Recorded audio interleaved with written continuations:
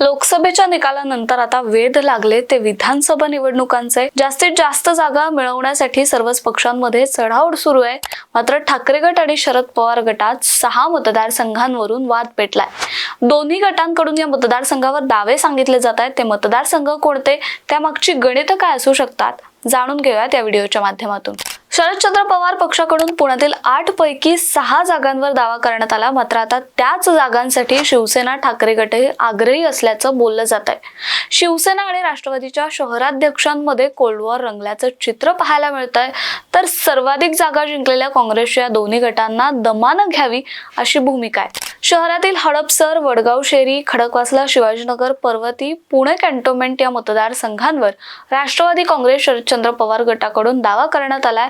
त्या संदर्भात शहराध्यक्ष प्रशांत जगताप यांनीही ठाम भूमिका घेतली आहे। तर दुसरीकडे ठाकरेंच्या शिवसेनेनेही या जागांवर आग्रह धरलाय।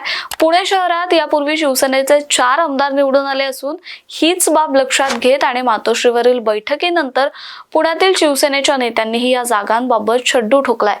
या सगळ्यात काँग्रेसने मात्र सावध भूमिका घेतली आहे। आता पुण्याच्या या जागेंवरून महाविकास आघाडीला मोठी कसरत करावी लागणार असल्याचं दिसून येत आहे। त्यामुळे आता महाविकास आघाडीतच ठाकरे विरुद्ध पवार असा सामना पेटणार का?